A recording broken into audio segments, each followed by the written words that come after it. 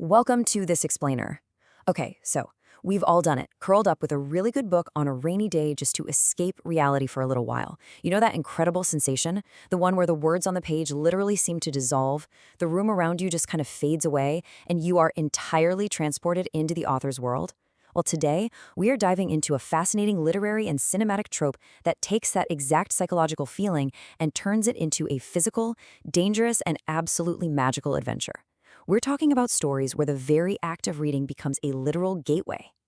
So, I have to ask, have you ever been literally swallowed by a book? Seriously, think about that for a second. Imagine being so utterly engrossed in a story, so completely tethered to the narrative, that the metaphor becomes a literal reality. The pages don't just spark your imagination, they physically pull you in. The parchment turns into soil beneath your feet, the ink stretches into shadows, and suddenly, you aren't just reading about a dragon, you are standing right in front of one. It's a feeling we all recognize on a subconscious level, but in certain famous stories, this concept is weaponized into a full-blown hero's journey. Well, there's actually a fascinating piece of research from a Korean academic journal that perfectly nails this phenomenon. They call it the book as a passage. In studies analyzing the works of authors like Michael Ende, the guy who wrote The Never-Ending Story, the book serves as a literal bridge between reality and fantasy. It's not just a collection of chapters anymore. It's a piece of physical, tangible architecture that a character has to cross through to access another realm entirely. The book is the door, it's the key, and it's the destination, all wrapped up into one bound artifact.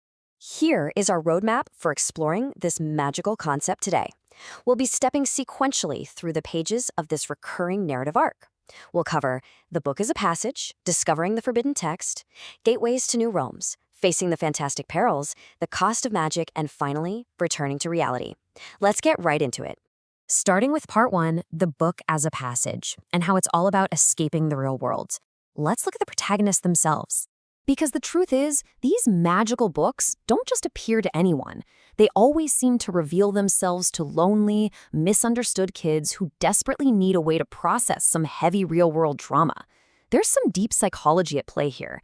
Take Bastian in The Never-Ending Story. He's a boy carrying the crushing grief of mourning his mother, he's constantly fleeing from bullies, and he feels entirely invisible to his grieving father. Or look at The Page Master, where 10-year-old Richard Kyler is paralyzed by anxiety. He's literally afraid of everything, from riding a bike to the statistics of household accidents. And in the Spiderwick Chronicles, Jared is dealing with explosive anger and abandonment issues after his parents' sudden separation. These kids are vulnerable. They have a massive void in their lives, and the magical book acts like a magnet for that vulnerability, offering them a profound escape. Listen to this actual quote I found. "I am looking for a kids/family live-action movie. Plot is about a kid who is lonely, and the book is the portal/connection to the other realm." That's a nostalgic plea from a Reddit user trying to track down an obscure, low-budget film from the early 2000s. But it just goes to show how deeply this specific theme resonates in our collective memories. We inherently understand that a lonely kid plus a magical book equals the perfect, universal recipe for adventure. It spans cultures and generations because, honestly, we've all been that lonely kid at some point, wishing our favorite book would just reach out and pull us inside. Which brings us to part 2, discovering the forbidden text, or the call to adventure. Because what's really interesting here is that discovering the book is almost always an act of transgression. You don't just go and buy these magical portals at a brightly lit corner bookstore. No, the text is always a forbidden artifact, and getting your hands on it requires breaking the rules. Picture the smell of old paper and dust motes dancing in the air as Bastian explicitly disobeys a grumpy bookseller, outright stealing his copy of The Never-Ending Story to hide away in a creepy school attic. Or feel the crack of thunder as young Richard Tyler takes refuge from a terrifying storm in a deserted library under the watchful eye of the mysterious Mr. Dewey. In the Spiderwick Chronicles, Arthur's field guide is literally hidden away behind a false wall, secured in a secret study, and wrapped in a heavy seal that bears a dire warning. Finding the magic always demands that the hero steps out of line. It's really their first true test of agency. All right, part 3, gateways to new realms. Let's talk about the rules of the passage. Once that forbidden text is actually opened, the mechanics of crossing over vary wildly depending on the specific lore. In the Myst video game franchise, for instance, the ancient, highly advanced Dini civilization creates these meticulously crafted linking books. Simply placing your bare hand on the moving illustration, instantly teleports you across time and space. Pretty clean, right? Contrast that technological magic with the visceral, accidental chaos unleashed by just snapping a brittle red wax seal in the Spiderwick Chronicles. The French novel Le Grimoire d'Arcandius takes it even further. It requires the reader to perform intense red magic. You literally have to craft a ring using bizarre, dark ingredients like black hen blood just to harness the power of invisibility. And in the Arabic novel The Magic Book by Irini Izzat, the connection is purely tactile, requiring you to run your fingers over extraordinary, gleaming golden leaves. The threshold to the other side is absolutely never simple to cross.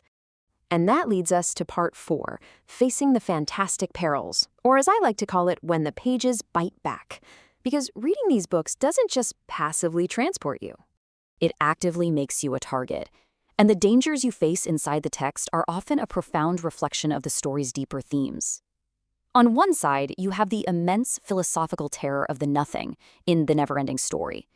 This isn't just a scary monster, it's an existential void, literally erasing the vibrant realm of Fantastica because humanity in the real world has stopped dreaming. They've just given into apathy. That is a terrifying concept.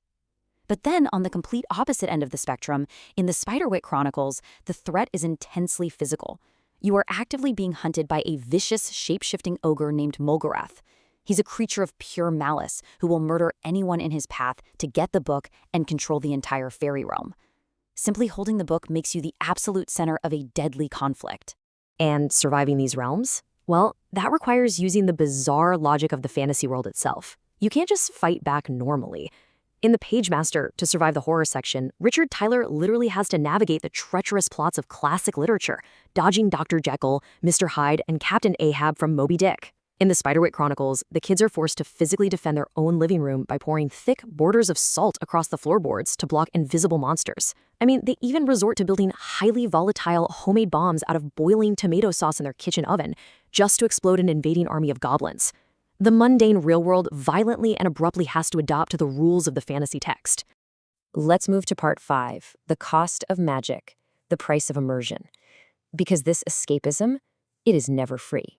The price of wielding this book-bound magic is remarkably steep, with massive, sometimes totally irreversible consequences. You cannot touch pure magic and remain unchanged. In The Neverending Story, using the magical amulet, the Orin, slowly and tragically strips Bastien of his human memories. For every single wish he makes to be stronger or braver in the fantasy world, a piece of his real life and his real family completely vanishes from his mind. Théophile in Le Grimoire d'Arcandius gets terrifyingly trapped in a state of permanent invisibility after a magical accident, leaving him completely isolated from humanity. Irini Izzat's The Magic Book outright promises a grim death to those who delve too deep into its dark legends. And poor Arthur Spiderwick? He is brutally kidnapped by fairies and held captive for 70 agonizing years simply because he dared to document their secrets in his field guide. The toll is absolutely devastating. At each wish he makes, he loses a memory of his life as a human boy. Little by little, he loses his identity and empties of his being. That line really hits hard, doesn't it? The fantasy world is definitely alluring, but it's fundamentally a trap. If you stay lost in it, if you rely entirely on the escapism the book provides to avoid your real-world pain, you completely lose the reality of who you are. Escapism without limits becomes erasure. The story will literally consume your identity until there is absolutely nothing left of the real you to bring back home. And that brings us to our final section, Part 6, Returning to Reality, the transformative end. Because finally, the hero must complete their arc by finding their way out of the pages. The ultimate payoff of this journey is profoundly beautiful, and honestly, it's the core reason why this trope exists in the first place. The fantasy realm isn't just a place to hide, it's a crucible. It forces these lonely, frightened children to discover their own dormant inner strength.